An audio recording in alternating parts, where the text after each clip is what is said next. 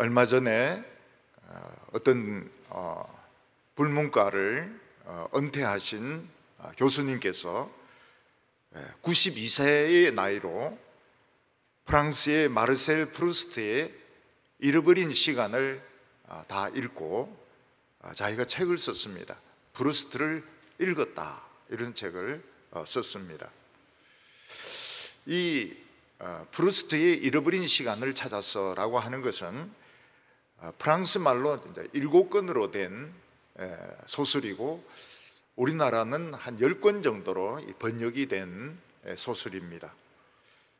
아주 난삽하고 어려워서 보통 사람들은 읽을 수 없는 그런 책입니다.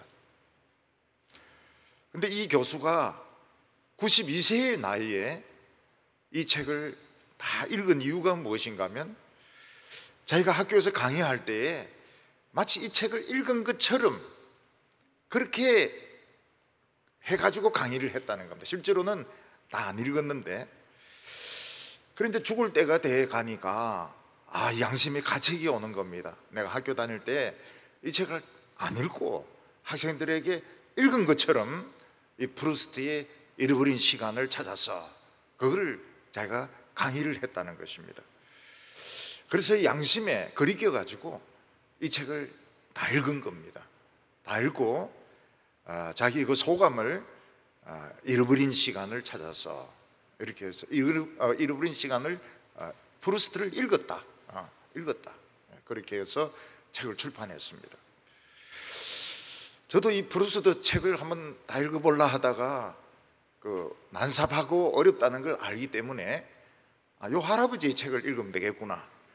그래서 요 할아버지의 책을 샀습니다. 92세 된 서울대 교수 출신의 책을 읽었는데 이건 또 너무 볼륨은 한 이 정도 되지만은 역시 노인이니까 글쓰기가 굉장히 어렵거든요. 너무 좀 간단해요. 그런데 그래도 요거 읽고 프루스트를 읽었다, 안 읽었다. 안 읽었는데 저는 읽었다는 절대 말 안 할 겁니다. 읽을지 안 읽을지도 모릅니다. 책을 살지 안 살지도 모릅니다. 그러나 이 할배 책은 샀습니다. 읽어보려고. 19세기에 아담이라는 사람이 있었습니다. 이 사람은 수학자인데 영국에서 수학을 연구하고 있었습니다. 이 사람은 찢어지게 가난하고, 아담은, 그리고 유명하지도 못해가지고 교수 자리를 얻지 못했습니다. 그런데 이 사람은 방정식을 많이 연구하다가 오차 방정식 이상에서는 근을 찾을 수가 없다. 그런데 이런 논문을 발표를 했습니다. 오차 방정식 이상에는 근이 없다. 근을 못 찾는다. 그게 무슨 소리인지 저도 잘 모르겠어요. 그런데 이 사람의 연구가 너무 천재적이고 너무 이 사람이 시대에 앞질러 가기 때문에 교수들은 이 학자의 말을 받아들이지 않았습니다. 이 사람은 어렵게 수학을 연구하다가 병들어 죽어버렸습니다. 죽고 이틀 뒤에 베를린 대학에서 연락이 오기를, 참 당신의 논문은 가치가 있다, 정교수로 채용한다는 연락이 왔습니다. 그러나 그때는 벌써 이 사람이 죽은 지 이틀이 되는 날이었습니다. 그래서 수학계에서는 이 아담의 죽음을 너무 안타깝게 생각해서 젊은 수학자 중에서 아주 수학에 탁월한 공헌을 한 사람들에게는 아담상이라는 상을 시상을 하고 있습니다. 수학에 대한 상이 한 몇 개가 되는데 이 아담상도 이 대단한 상입니다. 이 상 받으면 아주 젊은 천재인 것입니다. 아마 오늘 이 시대의 최대의 학문은 물리학이라고 생각할 것입니다. 그래서 옛날에 서울대 합격생들을 보면 최고 천재들이 물리학과에 들어갑니다. 그리고 최고 성적 나쁜 애들이 물리학과 들어갑니다. 물리학과 성적 나쁘게 들어간 사람들은 강의를 알아듣질 못해요. 그래도 이 가트라인 때문에 합격을 합니다. 근데 이게 머리가 굉장히 좋은 애들은 뭐 법대나 의대나 이런 데 안 가고 물리학과로 들어갑니다. 물리학은 반도체에서부터 시작해가지고 지금 화성에 위성을 보내가지고 또 그 위성 안에서 로봇가 나와가지고 돌을 채취하고 흙을 채취하고 그런 연구를 하고 있습니다. 요즘은 정보기관에서 다른데 그 정보를 얻으려고 하면 로봇을 보내는데 진짜 모기같이 생긴 거, 정말 파리같이 생긴 거, 근데 그 안에 칩을 넣어가지고 그들이 나누는 대화들, 또 그들이 뭐 전화하는 거 이런 걸 전부 다 도청을 해가지고 또 사진을 또 찍어서 보낸다고 이야기를 하고 있습니다. 그래서 저는 요즘 집에서 모기가 날아다니거나 파리가 날아다니면 바로 잡지 않습니다. 이게 로봇가 아닌가 확인을 해보고 이게 로봇가 아니면 막 탁 잡아버리죠. 로봇이면 그걸 이제 서랍 안에 넣어놔야 됩니다. 이거 굉장히 비싼 거거든요. 그래서 우리 성도님들도 그렇게 하세요. 파리나 모기가 날아다니면 무조건 그냥 파리채나 이걸로 잡지 말고 이게 로봇인가 아닌가, 나의 이 사생활, 부부가 이야기하는 걸 엿듣기 위해서 FBI가 보낸 로봇가 아닌가, 그런 거를 자세히 살펴보면 알 수 있습니다.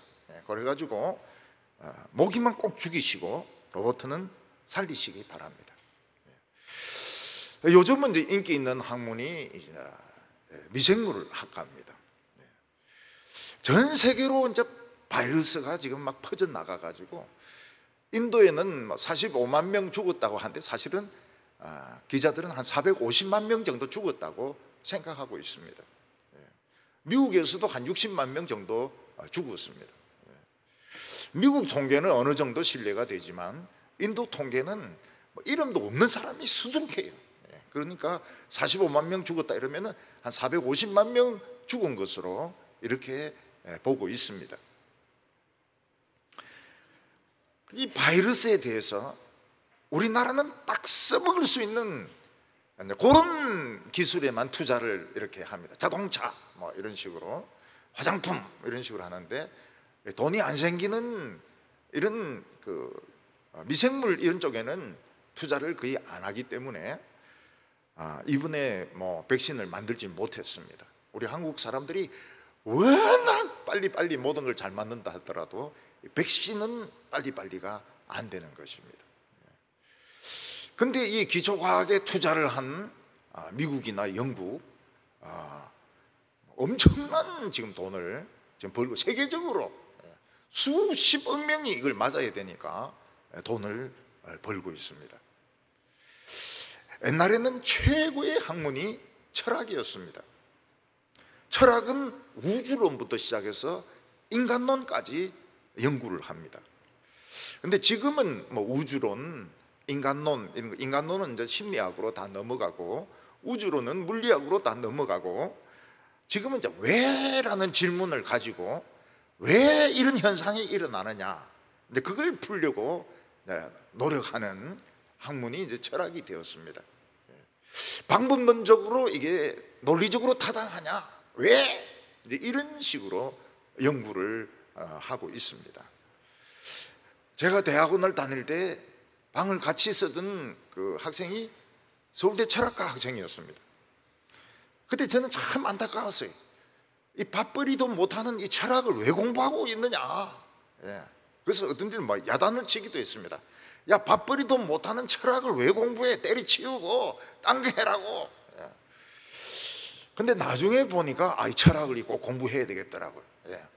문사철 이래가지고 뭐 인문학, 역사, 철학 막 이렇게 막 사람들이 관심을 가지는데 사실은 몰라요. 문사철 이래가지고 사람 이름 같지만은 그거 가지고는 잘 몰라요.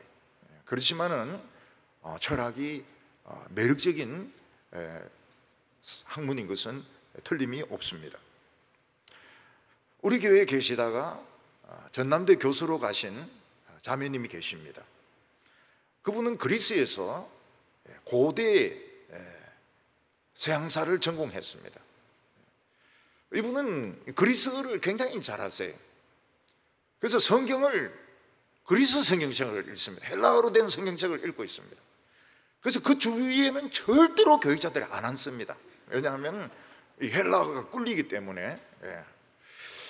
근데 참 계실 때는 참 좋았습니다. 뭐 헬라어에 대한 뭐 뜻 같은 거 이런 거 있으면 저희한테 알려주기도 하고, 또 제 설교집을 읽고 해석에 자기는 또 다른 견해를 가지고 있다 이런 걸 알려주기도 하고, 또 고대 그리스사 이런 거에 대해서 물어볼 거 있으면 제가 물어보기도 하고, 그러면 아주 대답을 잘해 주었습니다. 그런데 이분이 그리스 비극을 가지고 그 시대적인 상황과 맞추어서 책을 썼는데 굉장히 잘 쓴 책입니다. 아주 잘 쓴 책이에요. 그래서 참 제가 읽어보니까 제가 막 그 그리스 비극을 읽으면 왜 그 웨디푸스는 그 자기 눈을 찌르고 말이죠, 그 다른 그 눈먼 아버지를 데리고 막 돌아다니고 막 이러느냐, 참 이거 뭐 웃긴다 이랬는데 그 시대 상황하고 이렇게 연결해 보니까 그리스 비극이 이해가 굉장히 잘 됐습니다. 그래서 참 훌륭한 책이구나 하는 것을 깨닫게 되었습니다. 일본 사람 시오노 나나미는 일본에서 대학을 졸업하자마자 바로 그리스로 갔습니다. 결혼도 그리스 사람하고 로마로 건너가 가지고 결혼도 로마인하고 결혼을 했습니다. 그리고 이 사람 혼자서 로마 역사를 연구를 했습니다. 그래가지고 로마인 이야기라는 책을 15권을 썼습니다. 제가 그 책을 읽어보니까 한 4분의 1로 줄이면 좋겠어요. 굉장히 그 반복이 많고 이야기도 좀 너무 같은 이야기 또 하고 이러는데, 이 시오노 나나미가 로마 역사의 연구에 대한 불을 지른 것은 틀림이 없습니다. 그 뒤에 로마사에 대한 책이 많이 나왔습니다. 굉장히 많이 나왔습니다. 로마사가 돈이 된다는 걸 출판사에서 알고 난 뒤에는 이 사람 저 사람이 로마에 대한 역사를 많이 쓰기 시작했습니다. 우리 교회에 가셨던 우리 교수님 자매도 로마사를 쓰겠다 이렇게 지금 생각을 하고 있습니다. 저희인데도 그런 말씀을 하셨습니다. 사도 바울은 그 당시 제일 수준 높은 율법을 전공한 사람입니다. 율법을 공부하려면 히브리어에 정통해야 되는데 유대인들이 사실은 히브리어를 잘 몰랐습니다. 그리고 율법을 제대로 알려고 하면 법학을 알아야 됩니다. 그리고 시를 알아야 됩니다. 그리고 산문이나 역사학, 그리고 이야기 이런 데 능통해야 됩니다. 사도 바울은 헬라어도 잘 알았습니다. 헬라 시, 헬라 문학 이런 것도 잘 알았습니다. 그래서 헬라 문학의 교수가 될 수도 있었습니다. 사도 바울은 집안이 아주 혈통이 좋은 집안이었습니다. 무엇보다도 이 바울은 열심히 있어가지고 예루살렘에 유학을 해가지고 최고 학부에 속하는 그 가말리엘 학원에서 수석을 한 사람입니다. All A+, 수석을 한 사람입니다. 그래서 사도 바울이 그냥 있었으면 유대에서 굉장히 유명한 랍비가 되었든지 아니면 대학 총장이 되었을 것입니다. 그러나 사도 바울은 어느 순간 이 세상의 이 모든 지식들, 물리학이라든지 철학이라든지 율법이라든지 문학이라든지 전부 배설물에 불과하다는 걸 알게 되었습니다. 그래서 사도 바울은 참 사람들이 공부하기 원하는 이런 학문들을 배설물로 생각이 되어서 전부 시궁창에 다 버렸습니다. 그 이유는 예수를 알고 난 뒤에 예수 그리스도를 아는 지식이 최고의 지식인 것을 깨닫게 되었기 때문입니다. 이 인분, 배설물이 인분 아닌가? 인분은 다 더러운 냄새가 납니다. 빨리 땅에 묻어야 됩니다. 아니면 물로 씻어버리든지. 동물들 배설물도 이 공원 같은 데에 강아지 데리고 나와가지고 그냥 배설물 두고 그냥 가면 사람들 막 욕합니다. 반드시 까만 비닐로 들고 가가지고 그거 다 썰어 담아가지고 집에 가서 버려야지, 공원에 그 버려두면 사람들이 굉장히 싫어합니다. 사도 바울은 예수 그리스도를 알고 난 뒤에 이 세상 학문들 보니까 이 완전히 인분이고 동물 배설물밖에 안 되는 겁니다. 그래서 그는 자기가 자랑하던 모든 학문, 자랑하던 모든 백그라운드를 쓰레기통에 버렸다고 이야기하고 있습니다. 오늘 첫 번째는 이 세상에 많은 보물이 있다는 것입니다. 이 세상에 보석이나 보물들이 많이 있습니다. 만약 누군가가 그것을 찾아서 캐낼 수만 있다면 억만장자가 될 것입니다. 그러나 보석은 깊은 안반청 속에 있기 때문에 캐내기가 쉽지 않습니다. 석유도 바다 속 깊은 바위, 배사구죠. 둥그렇게 생긴 그 속에 들어있기 때문에 석유, 금은 보석도 꺼내기가 쉽지가 않습니다. 우리나라는 그런 자원조차 없어요. 석유도 없고 금도 별로 없고 은도 별로 없고, 그래서 우리나라는 가난하게 살 수밖에 없었고 가난하게 살았는데, 천년 자원이 하나도 없는 이 나라가 그냥 비약적인 경제 발전을 해가지고 막 세계적인 경제 대국이 된 것입니다. 정치하는 사람들이 나라를 그렇게 망치고 말아먹어도 경제는 삼성, LG, 그 다음에 뭐 석유, 그 다음에 대우조선 뭐 이런 거 남아 있습니다. 그래서 아시아에 있는 여러 나라들, 전 세계에 있는 나라들이 우리나라를 미스테리 나라로 보고 있습니다. 미스테리. 굉장히 놀라운 나라라는 거죠. 일본의 식민 통치를 받고 전쟁을 치러서 나라가 잿더미가 되고 나라가 반토막이 되고 천년 자원은 기름 한 방울도 안 나오는데 어떻게 저렇게 세계적인 나라가 될 수 있었는가?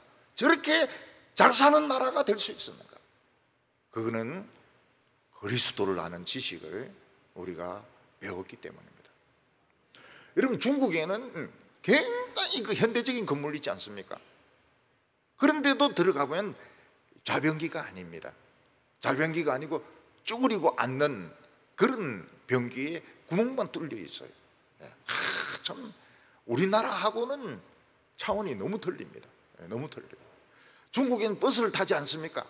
그럼 에어컨이 있는 버스와 없는 버스가 돈이 달라요. 그리고 같은 버스를 타도 거리에 따라 가지고 돈이 달라요. 우리는 뭐 모든 버스들이 막 빵빵하게 텔레비 에어컨 틀어줘 가지고 막 사람들은 춥다고 막 이러는데 얼마나 이 한국이 잘 사는 나라인지 모릅니다. 어떻게 해서 그렇게 되느냐? 베트남에 가도 그렇고 캄보디아도 가도 그렇고 심지어는 일본마저도, 중국도 그렇습니다. 중국도 우리 기술 이거 빼내 가려고 별짓을 다 합니다. 지금 이제 많이 따라왔어요. 중국이 우리 기술을 많이 빼갔습니다. 또 팔아먹는 사람들도 있었고. 그런데 중국이 아직까지 못 따라온 기술들이 있습니다. 불가사의한 일이에요. 그거는 그리스도를 아는 지식을 우리가 배웠기 때문입니다. 사도 바울은 오늘 우리에게 기뻐하라 이렇게 말씀하고 있습니다. 사실 오늘 우리가 이 말을 들으면 이해가 잘 안 될 것입니다. 우리나라는 사회주의 정부가 들어서고 난 뒤에 경제를 막 일부러 망치고 있습니다. 곤두박질 막 치고 있습니다. 전염병이 돌아가지고 자영업자들은 지금 막 그냥 다 쓰러지고 있습니다. 교회도 사회적 거리 때문에 서울은 못 모입니다. 못 모여요. 이때 우리가 어떻게 기뻐할 수 있습니까? 우리 이제 세 사람씩 앉으니까 좀 숨통이 트이는데 또 이제 전국을 3단계로 올립니다. 서울 4단계고 대전 4단계고 전부 또 3단계로 또 올립니다. 이럴 때 우리가 왜 기뻐할 수 있을까요? 왕짜증을 부려야지 왜 기뻐할 수 있을까요? 1절 말씀을 보면 끝으로 나의 형제들아 주 안에서 기뻐하라. 너희에게 같은 말을 쓰는 것이 내게는 수고로움이 없고 너희에게는 안전하니라. 사도 바울은 빌립보 교인들에게 주 안에서 기뻐하라 이런 말을 하고 있습니다. 이것은 우리가 어떤 엄청난 보물을 발견하고 난 뒤에 우리는 진짜 부자가 되었구나, 우리는 잘 살게 되었구나, 그래서 기뻐하는 의미가 들어 있습니다. 기뻐하는 것의 반대말은 부끄러워하는 것이고 절망에 빠지는 것입니다. 사도 바울은 내가 몇 번 이야기를 해도 기뻐하라는 말밖에는 할 말이 없다는 것입니다. 기뻐하라 이 말 하는 것이 다른 말 많은 이야기 하는 것보다도 수고를 덜어준다는 것입니다. 그리고 빌립보 교인들에게 안전하다는 거예요. 빌립보 교인들이 제일 안전한 방법이 무엇입니까? 자기들에게 있는 보물을 발견하고 기뻐하는 것이라고 말씀하고 있습니다. 사도 바울이 딴소리 아무리 말해봐야 기뻐하라 이 말만큼 이 자신의 마음을 전달시킬 수가 없다는 뜻입니다. 지금 우리가 기뻐해야 될 이유가 어디 있습니까? 경제는 막 폭망을 하고 있고, 그리고 전염병은 퍼지고 있고, 예배도 마음대로 못 드리고 있고, 주일학교, 성경학교나 수련회도 자신들 예배를 특별 예배로 이렇게 바꾸어서 드리고 있고, 우리가 기뻐할 이유가 어디 있습니까? 예배 시간 내내 마스크를 끼고 있는데 마스크 끼면은 뭐 웃는지 안 웃는지 알 수가 없어요. 저도 교인들 보고 웃는데 표시가 안 납니다. 마스크를 끼기 때문에. 그런데 왜 기뻐해야 될까요? 우리가 하나님의 보물을 차지했기 때문입니다. 하나님의 보물을 차지한 사람은 세상에서 제일 유명한 사람보다도, 세상에서 제일 성공한 사람보다도 더 부자이기 때문에 그들은 자랑스러운 것입니다. 우리 예수 믿는 사람들이 자랑스러운 이유는 돈이 많아서 그런 것이 아닙니다. 우리는 석유도 나지 않습니다. 우리 성도들 중에 많은 분들은 학벌도 그렇게 좋은 편도 아닙니다. 우리에게는 애플이나 마이크로소프트 같은 이런 유명한 회사가 있는 것도 아닙니다. 얼마 전에 아마존 회장은 200억이 넘는 돈을 주고 우주에 갔다 내려왔습니다. 그 우주 여행이 무엇인가 팍 올라갔다가 한 15분 정도 무중력 상태에 있다가 내려오는 겁니다. 거기에 230억 원이 들어요. 그들이 우주에 있은 시간은 한 15분 정도밖에 되지 않습니다. 그런데 세계적인 뉴스거리가 되고 세계적인 자랑거리가 되고 있는 것입니다. 그런데 사도 바울은 우리에게 무슨 이야기? 기뻐하라, 기뻐하라, 기뻐하라. 내가 이 말 하는 것보다 더 좋은 말이 없다고. 딴 말 실컷 해봐야 소용이 없다. 기뻐하라, 기뻐하라, 기뻐하라. 이렇게 말하고 있습니다. 우리가 기뻐해야 될 이유가 무엇이 있을까요? 첫 번째는 예수 그리스도는 하나님께 갈 수 있는 유일한 길입니다. 유일한 길. 우리는 하나님께 갈 수가 없습니다. 우주는 끝이 어디 있는지 우리는 알지도 못합니다. 우리가 하나님께 가려면 대기권을 뚫고 나가야 됩니다. 그리고 한참 날아가서 태양을 뚫고 가야 됩니다. 그리고 우주 끝까지 가야 하나님을 만날지 안 만날지 모릅니다. 근데 예수님께서는 우주를 뚫고 오시고 태양을 뚫고 오시고 대기청을 뚫고 오셔가지고 우리에게 오셨습니다. 우리가 예수님을 믿는 순간 그냥 바로 하나님 안에 들어갑니다. 우리는 하나님께 가까이 가는 것이 아니고 하나님을 만나는 것도 아니고 하나님 안에 그냥 바로 들어가 버립니다. 우리가 하나님과 직통할 수 있다는 것은 엄청난 자랑거리죠. 우주에 15분 있다가 내려온 것도 돈이 그렇게 많이 들고 230억 원이나 들고 그게 그렇게 자랑거리가 되는데 우리는 태양보다 더 뜨거운 하나님을 통과해가지고 하나님 안에 우리 바로 들어갑니다. 이건 어떤 물리학도 어떤 철학도 어떤 미생물학도 어떤 의학으로도 설명을 할 수 없는 것입니다. 왜냐하면 이 세상 학문은 흙인 인간에 대한 연구입니다. 흙은 흙인데 썩은 흙이고 오염된 흙입니다. 그래서 인간들은 퇴비와 같습니다. 썩은 것을 굉장히 좋아해요. 썩은 것을 너무너무 좋아합니다. 전라도 사람들은 그 썩은 홍어 있지 않습니까? 가오리. 그 썩은 냄새 나는 거 그거 안 나오면 잔치를 인정을 안 합니다. 그래서 저도 그걸 먹고 얼마나 부들부들 떨은지 모릅니다. 냄새가 진짜 지독해가지고 홍어 그 회를 먹고 그 홍어를 진짜 썩히는 것입니다.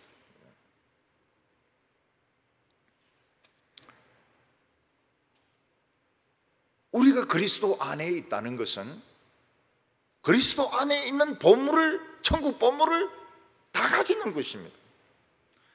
어떤 사람이 건물을 수리하다가 많은 돈이 들어있는 걸 발견하고 또 막 루비, 사파이어, 다이아몬드 같은 보석이 있는 그런 상자를 발견했다면 엄청나게 기뻐할 것입니다. 마찬가지로 그리스도 안에는 엄청난 보물이 들어있습니다. 지식이 들어있습니다. 세상 사람들은 하나님을 몰라서 하나님을 아는 지식이 없기 때문에 한평생 두려움 가운데 지냅니다. 태양을 보고 절을 합니다. 돌을 보고 빕니다. 그러나 우리는 하나님이 내 아버지인 것을 압니다. 하나님이 아버지인데 걱정할 게 뭐가 있습니까? 하나님이 내 아버지인데 미래에 대하여 왜 걱정을 합니까? 걱정할 필요가 하나도 없습니다. 우리가 그리스도 안에서 그리스도가 누군가가 그렇게 중요한 이유는 그리스도를 안 순간 내 자신을 찾게 됩니다. 내가 어떤 사람인지, 마귀에게 빼앗겼던 내 인생, 사기당했던 인생을 찾게 되는 것입니다. 오늘 사람들은 자신을 잃어버린 채로 살아가고 있습니다. 내가 누군가 그걸 몰라요. 다른 것은 많이 압니다. 영어도 알고 수학도 알고 철학도 아는데 내가 누군지 모르는 상태에 살다가 죽습니다. 그리고 인간은 시간이 지나가면 지나갈수록 미쳐갑니다. 우리나라는 좀 덜하지만은 미국은 막 사춘기 되면 애들이 막 미쳐요. 대마초 피우고 술 마시고 성관계 가지고 막 부모에게 막 반항을 하고 그 어렸을 때는 얼마나 이쁩니까? 인형같이 이쁘죠. 딱 청소년 틴에이지가 되면은 무슨 괴물로 변하게 됩니다.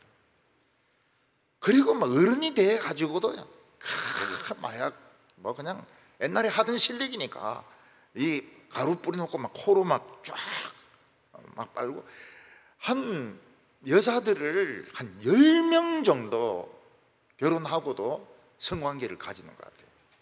이 대개 보면 남자도 그렇고 여자도 그렇고, 이 말이 은혜 받으면 안 됩니다. 이거는 아주 안 좋은 겁니다. 남자나 여자나 한 10명 정도 관계를 맺는 것 같아요. 그냥 보면 좋으면 그냥 키스하고 그냥 가는 겁니다. 결혼은 그냥 하다가 안 되면 뭐 이혼해버리고.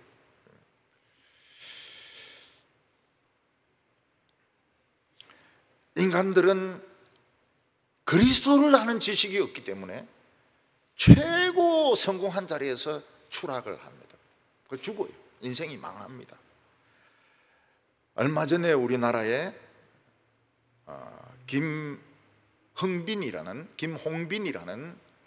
이런 등산가가 있었는데, 히말라야 산맥 중에 하나인 브로드피크에서 올라갔습니다. 이 사람은 손가락 10개가 없으니까 이 하나만 가지고 올라갔습니다.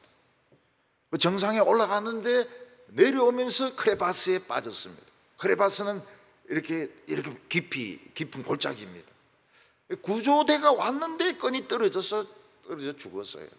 참 아깝죠. 구조대까지 왔는데 이 밧줄을 좀 튼튼한 걸 안 쓴 것 같아요.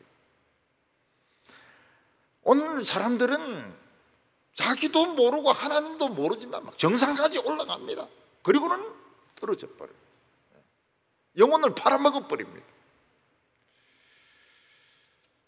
우리는 그리스도 안에 있기 때문에 미래를 볼 수 있는 지혜를 가지고 있습니다. 미래를 정확하게 우리는 알지 못합니다. 그렇지만은 말씀대로 안 사는 사람은 끝이 안 좋다는 걸 우리 압니다. 말씀대로 사는 사람은 복을 받고 자식들도 굉장히 잘 된다는 걸 우리는 알고 있습니다. 그리고 죄가 우리를 유혹을 할 때, 사탄이 우리를 유혹을 할 때 굉장히 행복한 삶을 줄게, 너무너무 멋진 삶을 줄게. 근데 우리는 결과를 압니다. 죄의 결과는 뭡니까? 사망입니다. 사망. 결국 자살을 하든지 아니면 누구를 죽이든지 죄의 결과는 사망입니다. 이게 얼마나 엄청난 지식인지 몰라요. 세상 사람들은 그냥 넘어가 버립니다. 사람들은 죽지 않으려고 참 병원 중환자실에 가면 호수를 많이 달고 참 병과 싸우고 있는 분들을 보게 됩니다. 그런데 우리에게는 안 죽는 비결이 있습니다. 안 죽는 비결이 있어요. 영생하는 비결이 있습니다. 예수 믿는 사람들 죽던데 그 죽는 게 아닙니다. 옷을 갈아입는 것입니다. 육체의 옷을 버리고 하나님의 옷으로 갈아입는 게 우리 죽는 겁니다. 옷 갈아입는 시간이에요.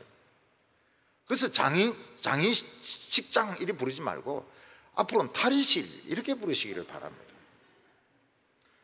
우리가 수영하러 가면 어떻게 합니까? 양복 입고 수영할 수 있습니까? 없죠. 탈의실에 들어가 가지고 삼각 팬티 같은 이 수영복 입고 말이죠. 여자들은 막 붙은 것도 있고 떨어진 것도 있고 이런데 그거 입고 이제 바다에 뛰어들어가지고 막 헤엄 잘 치는 사람은 진짜 그 수영을 즐깁니다.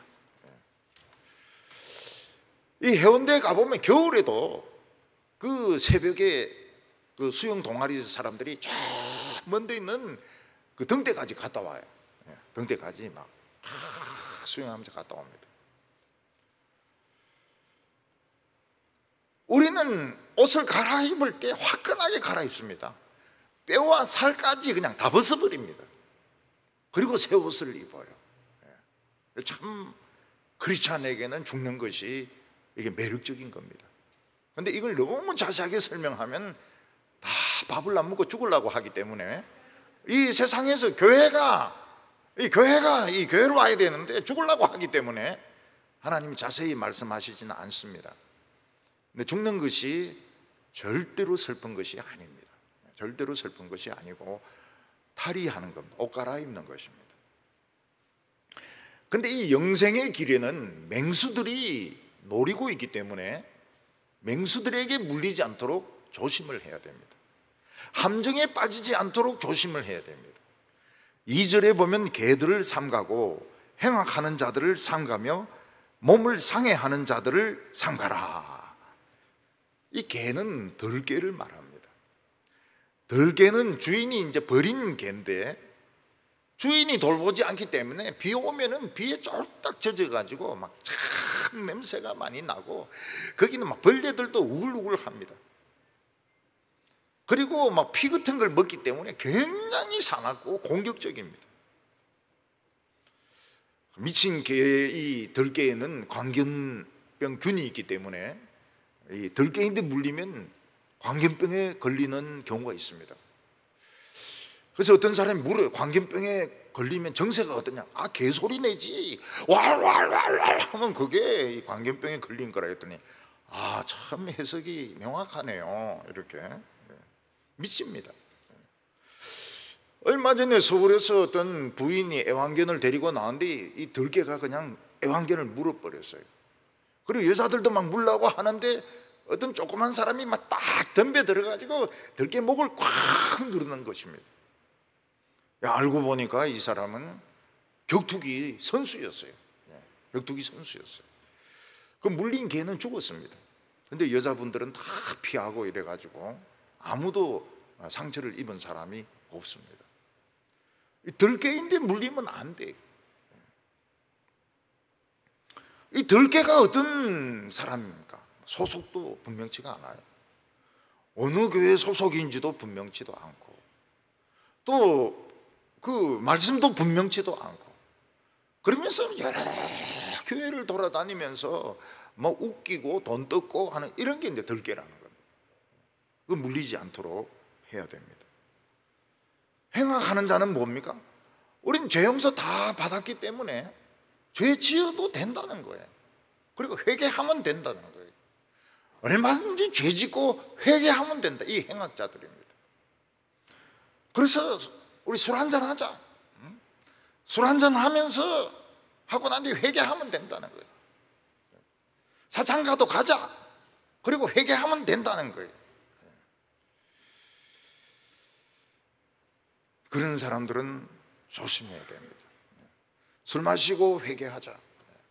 술 마시는 사람 전도한다면서 자기가 더 많이 마시는 사람이 있습니다. 그런 사람들 다 조심해야 됩니다. 음행해도 된다. 음행해도 된다.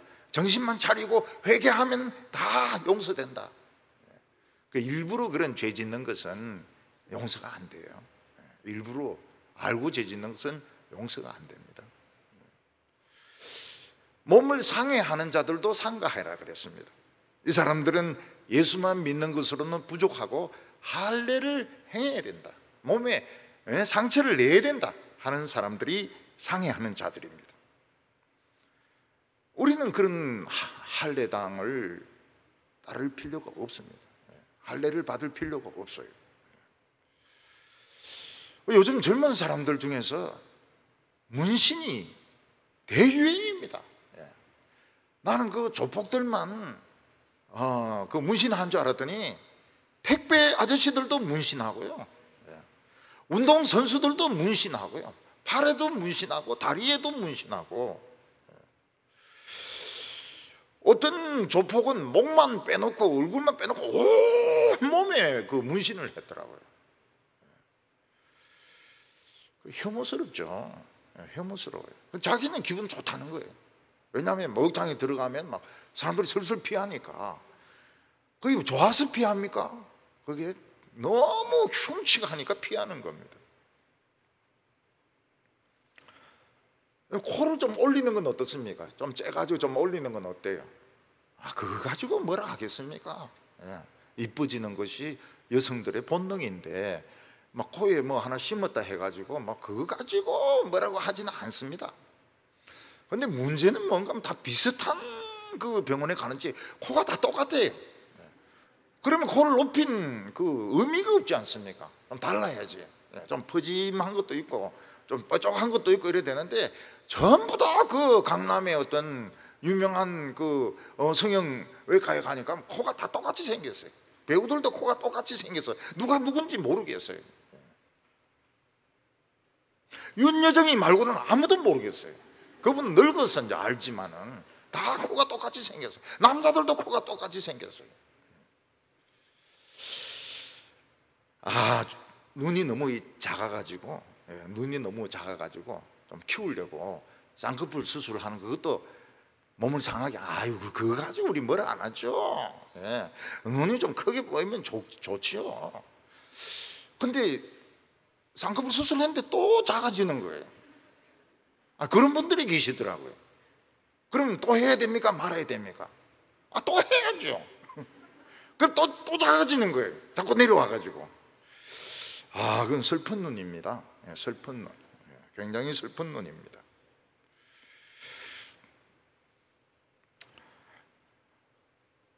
한때는 서양 여자들이나 동양 여자들이나 가슴을 막 키우는 것이 유행이었습니다. 그래서 알바해가지고 돈 모으면 이제 이 가슴 수술을 하는 겁니다. 근데 가슴을 너무 크게 이렇게 하니까 허리가 아파요. 허리가. 앞쪽이 배가 나오든지 가슴이 크든지 하면 이 척추가 힘이 들어가지고 이게 허리가 아파요. 그 보기도 별로 좋지도 않아요. 봤냐고 그런 건 아니고요. 그리고 이제 화재가 나면 어떻게 됩니까? 이 녹습니다. 녹아가 먼저 죽어요. 제일 먼저 죽는 사람들이 가슴 수술을 한 사람들입니다. 안에 이렇게 녹아가지고 죽어요. 화재가 나면 열이 오면 죽습니다. 어떤 사람은 배에 기름을 빼려고 막 호수를 넣어가지고 막 엄청나게 기름을 뺐는데 죽었습니다. 죽어버렸어요. 너무 과도하게 빼는 바람에.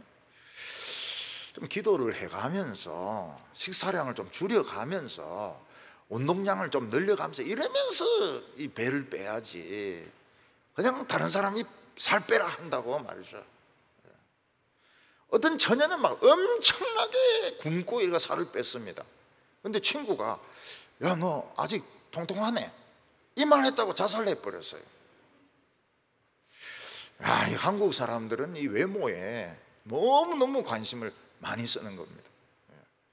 그냥 자기 모습이 제일 좋죠. 자기 모습이 제일 좋죠. 사도 바울은 진정한 할례가 뭔지 말씀하고 있습니다.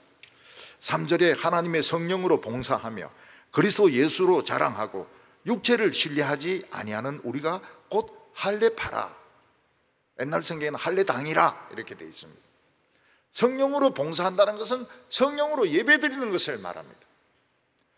송아지나 천천의 염소나 만만의 기름으로 예배드리는 것이 아니고 성령으로 예수 그리스도를 신뢰하는 마음으로 예배드리는 그게 할례 받은 겁니다.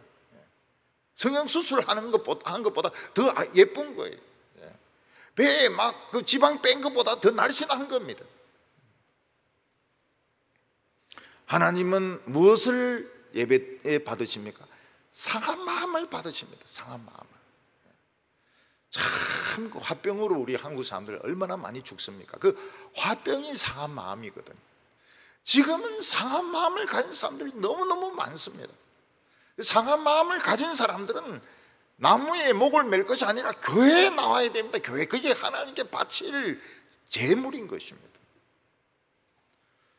예수 그리스도로 자랑한다고 하는 것은 우리 안에 예수님만 제일 높은 곳에 계시는 것입니다.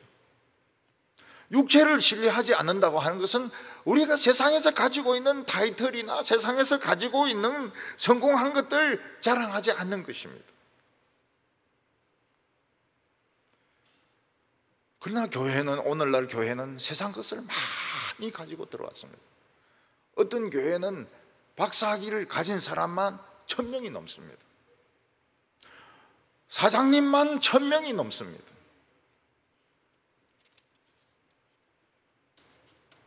그러나 박사도 형제고 사장님도 형제입니다. 우리 교회는 다 이 방천시장을 모태로 해서 판때기 장사해도 자매입니다. 우린 다 죄인이고 용서받은 형제입니다. 형제 사이에 박사가 어디 있습니까? 사장이 어디 있습니까? 형은 형이고 아버지는 아버지고 그런 것이지. 우린 다 형제고 자매고 이런데 박사가 뭐가 틀리고 사장이 뭐가 틀립니까? 오늘 두 번째로 보면 사람들이 배설물 같은 자랑들을 하고 있다고 말씀하고 있습니다.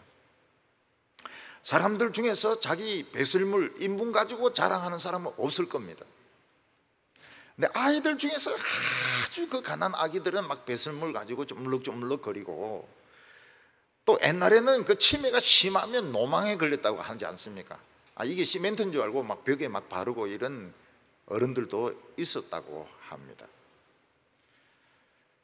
근데 배설물은 아주 냄새가 나고 깨끗하지 못하기 때문에 본인이 이제 화장실에서 처리를 해야 되고, 그리고 개가 똥을 넣어도 까만 비닐으로 처리를 해야 됩니다. 배설물은 굉장히 냄새가 나고 더러워요. 사도 바울은 예수님을 알기 전까지는 자기도 배설물 가지고 노는 어린이와 같고 짐승과 같고 노망한 사람들과 같았다고 말하고 있습니다. 4절에 그러나 나도 육체를 신뢰할 만하며 만일 누구든지 다른 이가 육체를 신뢰할 것이 있는 줄로 생각하면 나는 더욱 그러하리니. 이 세상에서 사람들이 제일 자랑하는 것이 뭘까요? 학벌입니다. 학벌. 좋은 대학교나 좋은 데서 박사 받으면 죽기 직전까지 써먹을 수 있습니다. 우려먹을 수 있어요. 우려먹고 또 우려먹어도 계속 우려먹을 수 있는 게 학벌입니다. 저희들이 어렸을 때는 양반 쌍놈이 중요했습니다. 그래서 어떤 사람이 예의 있게 딱 행동, 아니야 저 사람은 양반이야, 저 사람은 양반이 하는 행동이 양반이. 그리고 막 하는 행동이 형편없으면 저놈은 쌍놈이야. 그 양반 쌍놈이란 말을 어렸을 때 귀 따가울 정도로 들었습니다. 근데 요즘은 그 말 하는 사람이 없어요. 그 노인들이 돌아가시고 난 뒤에는 양반이다 쌍놈이다 하는 말이 싹 없어졌습니다. 윤씨 중에서 프라이드가 높은 윤씨가 어디 윤씨입니까? 파평윤씨입니다. 파평윤씨. 우리나라 정치인들 중에서도 아버지가 정치인이었든지 교수였든지 뭐 판사였든지 이런 사람들이 많습니다. 그런데 좌파 정권이 들었으면서 아버지가 빨치산이었든지 아버지가 이 공산권에서 독립운동을 했다든지 이런 사람들이 지금 막 빛을 보고 있습니다. 독립운동도 안 했는데 독립운동 했다고 막 거짓말 해가지고 막 보험 그걸 타고 그렇게 하고 있습니다. 보훈에서 상금을 타고 있습니다. 뭐 금수저니 은수저니 이래가 재벌의 아들들, 재벌의 딸들 뭐 재산이 수천억 원입니다. 수천억 원. 근데 그들은 금수저로 똥 퍼먹고 있는 겁니다. 똥 퍼먹고 있어요. 바울은 자신의 피는 정통 피고 자기는 정통 히브리인이고 율법으로는 최고의 A 플러스였다고 말하고 있습니다. 이 당시 유대인이 나중에 어른이 되어서 유대인이 된 사람들이 많습니다. 헬라인으로 있다가 할례 받고 유대인이 된 사람이 많습니다. 근데 사도 바울은 정통 유대인입니다. 8일 만에 딱 할례 받았습니다. 베냐민 지파의 족보가 있는 그런 집안 사람입니다. 그는 혼혈족이 아니고 히브리인 중에 골수 히브리인이었습니다. 그는 바리새파 사람으로 열심히 특별했고 일주일에 몇 번 금식하고 11조는 빠뜨리지 않고 그리고 기도를 시간을 철저하게 지키는 사람이었습니다. 율법의 의로는 할 때 이 율법의 성적으로는 최고였던 것입니다. A 플러스, 올 A 플러스였던 것입니다. 사도 바울은 유대인이나 헬라인이나 어느 누구에게도 굴릴 것이 없는 세상의 이 모든 조건을 가지고 있는 A 플러스를 가지고 있는 그런 사람이었습니다. 그런데 예수님을 만나고 나서는 이 전부가 냄새나는 배설물 인분이란 것을 알고 쓰레기통에 버리고 화장실에 버리고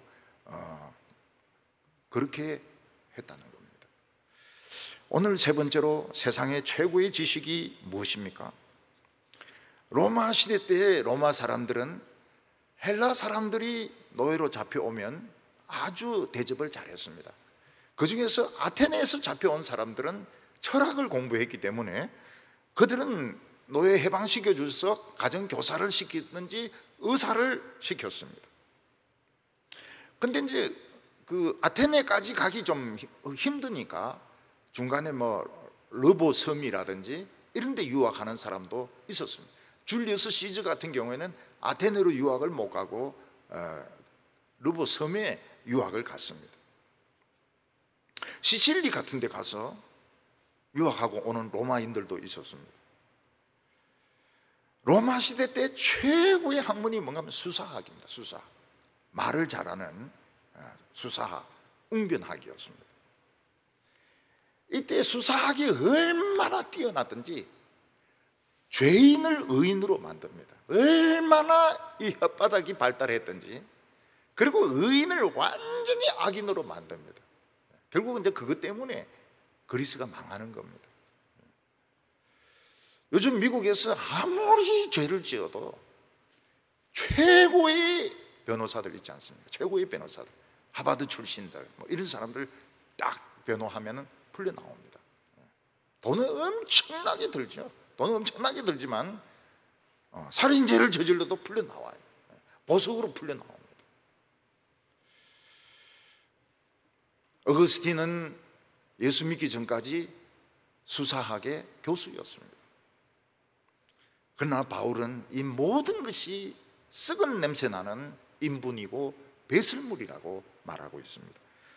7절에 내가 무엇이든지 내게 유익하던 것을 내가 그리스도를 위하여 다 해로 여길 뿐더러 또한 모든 것을 해로 여김은 주 예수 그리스도를 아는 지식이 가장 고상함을 인함이라. 내가 그를 위하여 모든 것을 잃어버리고 배설물로 여김은 그리스도를 얻기 위해서라고 말하고 있습니다. 사도 바울은 자기에게 유익하다고 생각했던 것, 그리고 예수 믿었던 것을 대차대조표로 만들어서 비교를 해보았습니다. 그러니까 전부 세상 자랑들은 마이너스고 손해였습니다.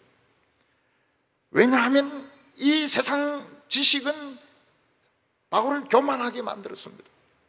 그를 잔인하게 만들었습니다. 하나님의 말씀을 바로 이해하지 못하도록 만들었습니다. 오늘날도 교육을 많이 받으신 분들은 전도 잘 안 받아요. 전도 잘 안 받고 성경도 잘 안 믿습니다.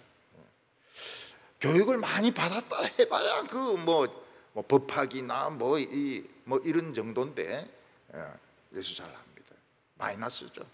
굉장히 마이너스죠. 하나님께 나아가는데 엄청난 마이너스죠. 사람이 가지고 있는 이 지식들은 교회에서 성령의 불을 꺼트려 버립니다. 전도의 불을 꺼트려 버립니다. 전도 막 하자, 많이 하자 막 이러면서 아이디어를 내는데 실제로는 성령의 불을 꺼트리는 것입니다. 무엇 때문에 예수를 아는 지식이 최고의 지식입니까? 이 예수를 아는 지식은 바로 하나님을 아는 것입니다. 여기서 안다 하는 것, 안다 하는 것은 그냥 아는 것이 아닙니다. 관계를 맺는 것입니다. 가족으로 관계가 맺히는 것을 말합니다. 그래서 히브리 말로 야다라고 하는 것은 안다는 뜻인데 결혼했다는 뜻도 있습니다. 관계를 맺는, 아주 가까운 관계를 맺는 것입니다. 우리 속에 죄덩어리, 암덩어리가 꽉 차 있는데 예수 그리스도를 알면서 이 암덩어리들이 다 빠져나가 버립니다. 배설물로서 전부 다 나가버립니다.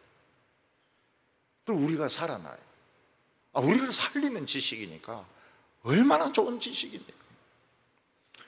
어떤 분은 예수를 믿고 나서 너무 막 성령 받고 나서 너무 좋아서 막 하나님 아버지 막 이러면서 사흘 동안을 부르짖었다는 겁니다. 사흘 동안 부르짖고 난 뒤에 이 사람은 목소리가 이상해졌어요. 막 큰 이런 목소리가 돼가지고 얼마나 큰 소리를 지르는지 모릅니다. 우리가 예수를 믿으면 하나님이 내 아버지가 되십니다. 예수님이 우리를 형제처럼 됩니다. 안다는 것은 야다, 관계가 맺히는 것을 말합니다. 역시 형제만큼 가까운 사람은 없어요. 아무리 친하다 하더라도 역시 형제는, 피를 나눈 형제는 형제입니다. 꼴보기 싫어도 형제는 형제입니다. 부모는 부모입니다. 사도 바울은 예수를 아는 지식 안에 뭐가 들어있는 걸 알았습니까? 사망을 생명으로 바꾸는 능력이 있다는 걸 알았습니다. 사도 바울은 예수가 틀림없이 죽었습니다. 그리고 장사 지내고 지금 어느 무덤에서 썩고 있습니다. 틀림없습니다. 그런데 예수가 살아났다고 떠드는 것들은 이 미친 광신자들이란 말이에요. 이 광신자가 없어야 된다고 막 잡아 가두고 고문하고 예수를 부정하도록 막 때리고 그렇게 했습니다. 근데 그 죽은 예수가 자기 앞에 살아서 나타난 겁니다. 사울아 사울아 어찌하여 너는 나를 핍박하느냐. 주여 누구십니까? 나는 너가 핍박하는 예수라. 예수를 아는 지식 안에는 죽은 자를 산 자로 바꾸는 능력이 들어있는 것입니다. 이런 지식이 어디 있습니까? 죽어서 썩었습니다. 뼈도 없어졌어요. 미라도 아닙니다. 그런데 살아있는 거예요. 살아있어요.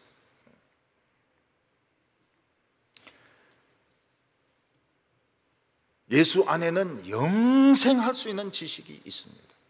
영원히 삽니다. 그리고 사도 바울은 예수 그리스도를 아는 지식은 사람의 마음을 바꿀 수 있다는 걸 알았습니다. 사도 바울의 마음은 돌덩어리보다 더 단단했습니다. 쇠덩어리와 같았습니다. 그런데 예수를 아는 지식, 예수님을 만나고 나서 그의 돌 같은 마음, 쇠 같은 마음은 녹아가지고 물처럼 되었습니다. 그것을 알고 나서 보니까 세상 자랑들은 다 배설물이었습니다. 인분이었습니다. 그는 예수 그리스도 안에서 의를 가지기를 원했습니다. 예수 그리스도 안에서 점수를 얻고 싶었던 것입니다. 예수님 안에서 좋은 성적을 얻고 싶었던 것입니다. 그래서 그는 결혼을 안 했습니다. 그냥 봉사만 했습니다. 그리고 무지하게 고생을 많이 했습니다. 기회가 있는 대로 복음을 전했습니다. 나중에는 순교를 당했다고 합니다. 거의 점수가 만점에 가깝죠. 만점에 가깝죠. 근데 우리 예수 믿는 사람들이 이 세상에 살아보니까 어려움이 무엇입니까? 세상 사람들은 배설물로 버렸던 그거를 좋아하는 거예요. 냄새 나는 그거를 좋아하는 것입니다.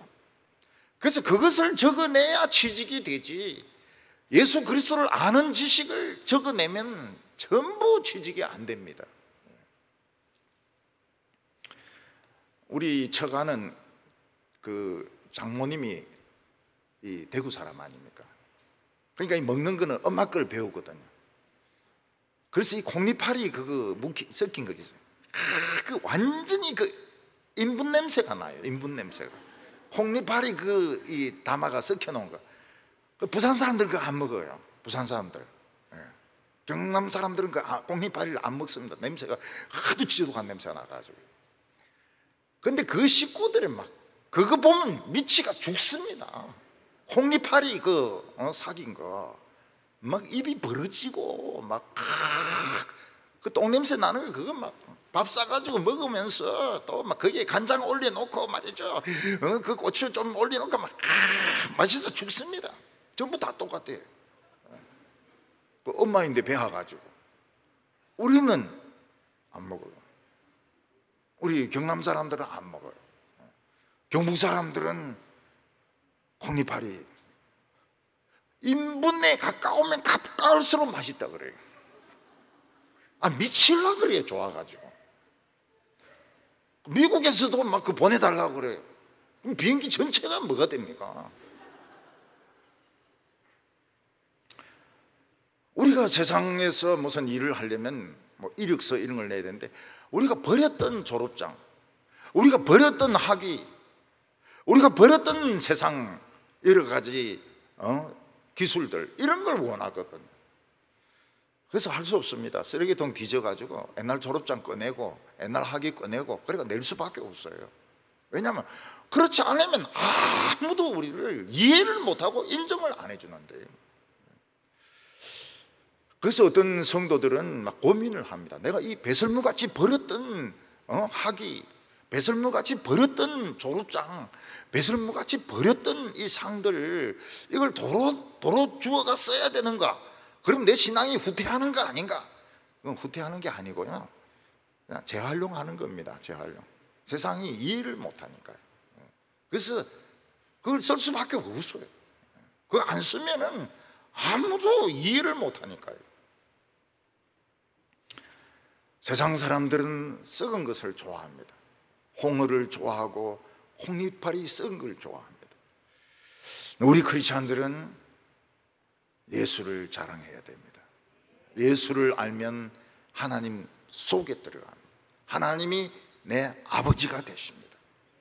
그리스도 안에서 날마다 아름다워지시고 날마다 꿈이 이루어지는 우리 성도들 되시기를 바랍니다. 기도드리겠습니다. 거룩하신 하나님 아버지, 온 천지 만물을 만드신 그 말씀, 그 로고스, 그분을 우리에게 보내주심을 감사합니다. 우리가 예수를 알기 전에는 세상의 썩은 것들을 자랑하고 썩은 것들을 좋아했습니다. 미친 듯이 좋아했습니다. 이제는 예수를 자랑하게 하시고 죽음을 두려워하지 말게 하여 주시옵시고 하나님 안에서 날마다 아름다워지게 하여 주시옵소서. 예수님의 이름으로 기도하옵나이다. 아멘.